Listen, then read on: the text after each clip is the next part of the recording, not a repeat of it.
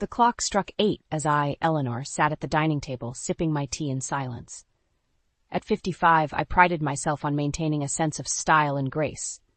My job as a senior editor at a lifestyle magazine wasn't just a career, it was my passion, a part of who I was. Richard, my husband of nearly 30 years, sat across from me, his eyes glued to his phone. The silence between us wasn't peaceful. It was heavy, loaded with years of unspoken resentments and faded love. "I wish you'd just die already," Richard muttered, not looking up from his screen. His words sliced through the quiet room like a sharp knife. I felt a chill run down my spine, not from fear, but from the sheer coldness of his statement. "What did you just say?" I asked, my voice steady despite the turmoil inside. Richard finally looked up, his expression one of annoyance rather than regret. "You heard me. It's not like you're doing anything valuable, just taking up space." I couldn't believe what I was hearing. This was the man I had married, the man who had once promised to cherish me. Now he wished me dead. Our marriage had become a shadow of what it once was. Richard's outdated beliefs, his insistence that a woman's place was in the home, clashed fiercely with my independence and career ambitions. It wasn't just about us anymore. His mother, Claire, a widowed woman of considerable wealth, had become a point of contention. Richard often spoke of her fortune, eyeing it like a vulture. "You're unbelievable," I said, my voice tinged with disgust. "Is this really what our marriage has come to? You wishing me dead?"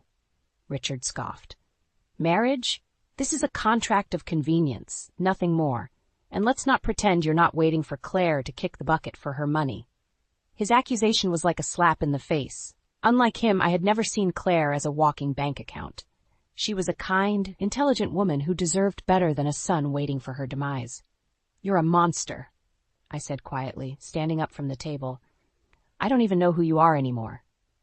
Richard's laugh was cruel and hollow. "Oh, Eleanor, you never knew me. You were too busy with your precious career." I walked away from the table from Richard, feeling a mixture of anger, sadness, and an overwhelming sense of loss. Not for what we had, but for what we could have had, if only Richard had been the man I thought he was. That night, as I lay in bed, the weight of Richard's words pressed down on me. This wasn't just a loveless marriage. It was a battlefield, and I was tired of being the only one fighting for peace. It was time to make a decision, one that would change the course of my life. The first rays of dawn brought a new resolve. I would no longer be a passive participant in this farce of a marriage. Richard had shown his true colors, and it was time for me to show mine. The following weeks were a blur of silent meals and cold stares. Richard's cruelty had unveiled a truth I had long tried to ignore. Our marriage was nothing but a hollow shell. Each evening, Richard would retreat into his world, often whispering into his phone or laughing at texts. The secrecy of his actions raised a red flag in my mind. Was he having an affair? Strangely, the thought didn't hurt as much as I expected. Perhaps it was because my own feelings for him had withered into nothingness. One night, as I lay awake, I heard Richard's muffled voice from the living room. Curiosity overtook me, and I tiptoed to the door, pressing my ear against it. "That old witch, she's just hoarding her wealth," he sneered. "Once she's gone, we'll be set for life." His words were like poison, seeping into my heart. He wasn't just betraying me. He was betraying his own mother. Claire, who had always been kind to us, didn't deserve such a fate. My heart ached for Claire. She was a strong woman, but the thought of her own son wishing her dead was too much to bear. I decided then that I needed to protect her, not just from Richard, but also from the cruel grip of greed. The next day I visited Claire. Her home was warm and inviting, a stark contrast to the coldness of my own. We sipped tea, and I watched her, the lines on her face telling stories of a life well lived. "Claire, you know you can always count on me, right?" I said, reaching across the table to hold her hand. "If you ever need anything, I'm here." Claire smiled, a hint of sadness in her eyes. "I know, Eleanor, you've always been more of a daughter to me than a daughter-in-law." Her words warmed my heart, but I couldn't shake the feeling of dread that lingered.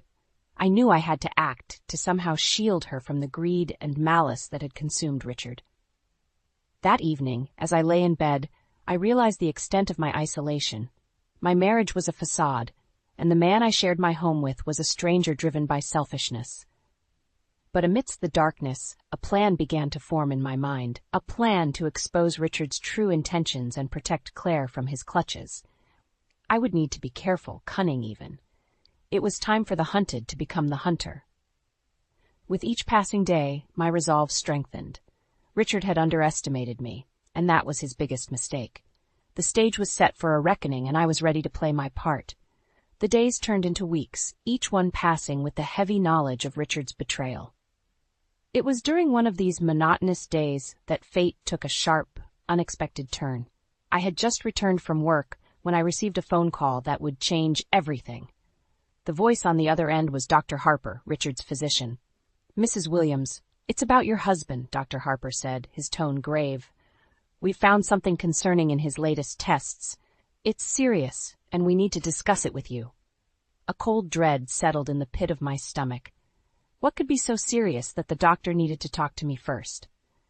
I met with Dr. Harper the next day. The hospital's sterile walls and the antiseptic smell did nothing to calm my nerves. Dr. Harper's words were a shockwave that shook me to my core. "Your husband has a terminal condition," he said. "I'm sorry, but he has only about 6 months left." The news hit me like a physical blow. Despite everything, Richard was still my husband, the man I had once loved. The thought of him facing death alone was unexpectedly heartbreaking. But then a twisted idea crept into my mind. What if Richard never knew about his diagnosis? The thought was vindictive, petty even, but the seed was planted. I returned home, my mind a whirlwind of emotions. Richard was his usual self, dismissive and absorbed in his phone. The irony of the situation was not lost on me. Here he was, wishing death upon others, unaware of his own impending doom. "Honey, we need to talk," I said, my voice steady. Richard barely glanced up. "What now, Eleanor? Can't you see I'm busy?" His indifference fueled my resolve. "It's important," I insisted. With a heavy sigh, he put down his phone. "Fine, what is it?" I took a deep breath. "The doctor called. He said you have 6 months to live." For a moment, Richard just stared at me, his face a mask of disbelief. Then a cruel smile twisted his lips. "6 months, huh?" he said, his voice laced with mockery. "Well, isn't that a twist of fate?" His reaction was devoid of fear or sadness. Instead, there was a perverse acceptance, as if he saw it as an opportunity to live without consequences. The following weeks were surreal. Richard began living as if each day was his last, squandering money on lavish items and extravagant nights out.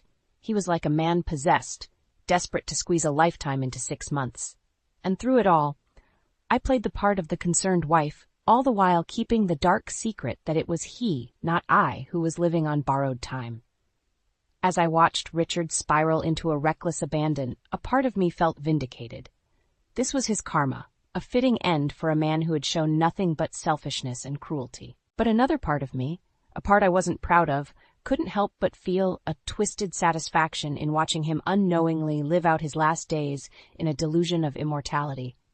It was a cruel game, one that I never imagined I'd play. But in this twisted tale of revenge, I was no longer just a victim. I was the architect of his downfall. As Richard's self-destruction escalated, a new character entered the stage of our twisted drama. It was a chilly evening in late autumn when she appeared at our doorstep, unannounced and unexpected.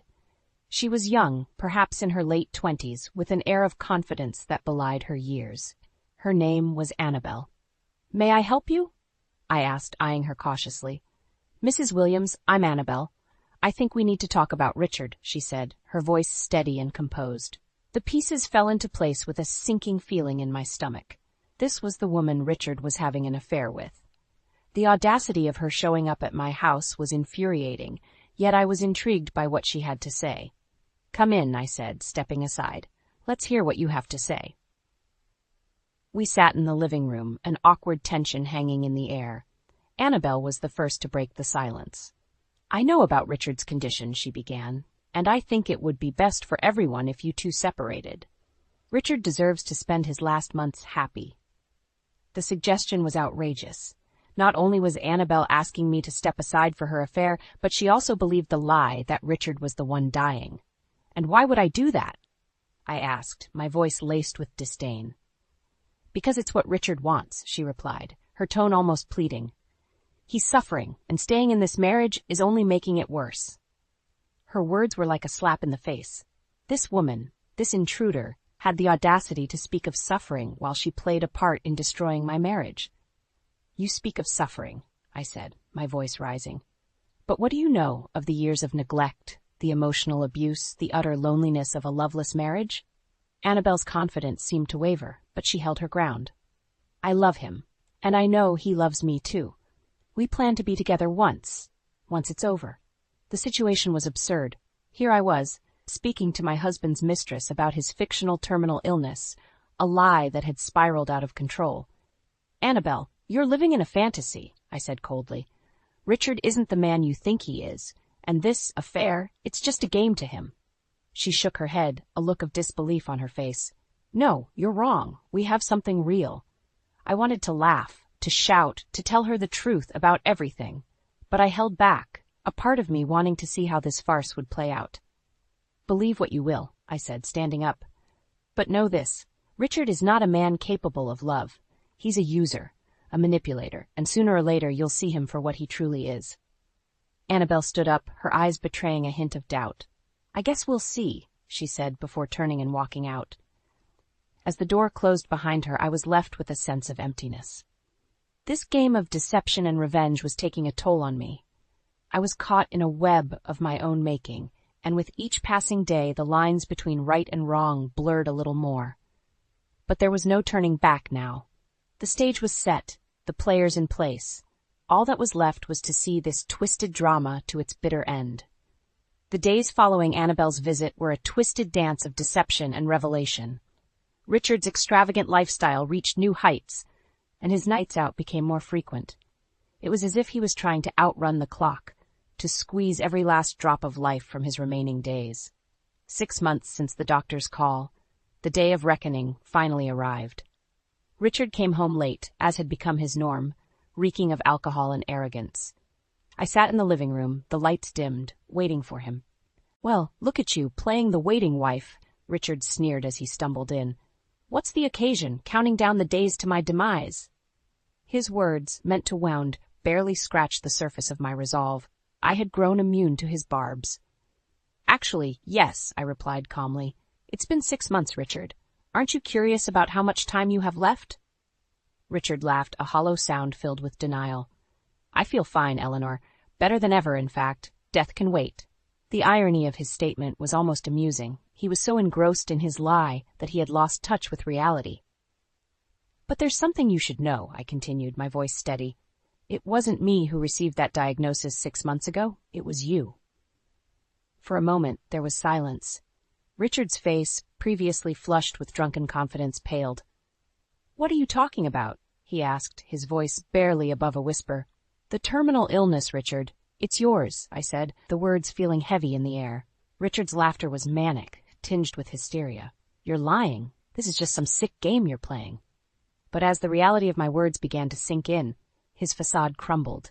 The man who stood before me was no longer the arrogant Richard I had known. He was scared, lost, a shadow of his former self. You knew, all this time you knew? He stammered, his voice breaking. I did, I admitted. And I watched as you squandered your days, thinking they were mine. The room was filled with a tense silence, the weight of years of lies and deception hanging heavy between us. In that moment, I saw Richard for what he was, a man consumed by his own selfish desires, now faced with the consequences of his actions. The next morning, Richard was gone. He had left without a word, leaving behind only the echo of his broken pride. I stood in the empty house, a sense of relief washing over me. The game was over. The lies were unraveled. In his quest for a life free of responsibility, Richard had lost everything.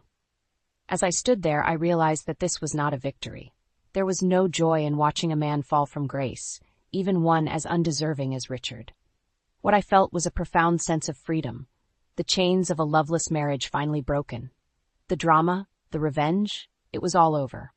I was free to start anew, to find peace in a life unburdened by the weight of Richard's deceit. It was a fresh start, a chance to rediscover the person I had lost in the shadow of a failing marriage. And as I looked out the window at the rising sun, I knew that this was just the beginning. A new chapter in my life was waiting to be written, and for the first time in a long time I was ready to embrace it. In the weeks that followed Richard's departure, a profound sense of tranquility settled over the house. It was as if his absence had lifted a heavy veil, allowing light and air to fill spaces darkened by years of resentment and pain. I spent my days reacquainting myself with the simple pleasures of life, reading books I had long neglected, tending to the garden that had once been my sanctuary, and reconnecting with old friends. One afternoon, Claire visited me. She looked frail, but her eyes still sparkled with the same sharp intelligence and warmth. We sat in the garden, surrounded by blooming flowers and the gentle hum of life. "Eleanor, I heard about Richard," Claire began, her voice tinged with sadness. "I'm sorry it had to end this way." I reached for her hand, squeezing it gently. "It's all right, Claire, it was long overdue. We were both prisoners in that marriage. Now we're free." Claire nodded, a small smile gracing her lips. "You were always the daughter I never had, Eleanor. Richard's choices are his own. You shouldn't have to pay for his mistakes." Her words were a balm to my soul. In all the years of my tumultuous marriage, Claire had been a constant source of support and understanding. "Claire, I want to thank you," I said, my voice heavy with emotion, "for everything. You've been more of a family to me than anyone else." As we sat there, basking in the serenity of the garden, I realized how much of my life I had spent under Richard's shadow. But no more. I was my own person, with dreams and desires that extended beyond the confines of a loveless marriage. The next chapter of my life was just beginning, and I was determined to make it count. I would travel, write that book I always talked about, maybe even fall in love again. The possibilities were endless, and for the first time in a long time, I was excited about the future. As for Richard, I heard he had left town, chasing after some illusory freedom that would always be just out of reach. I felt no malice towards him, only a distant pity for a man who could never find contentment in what he had.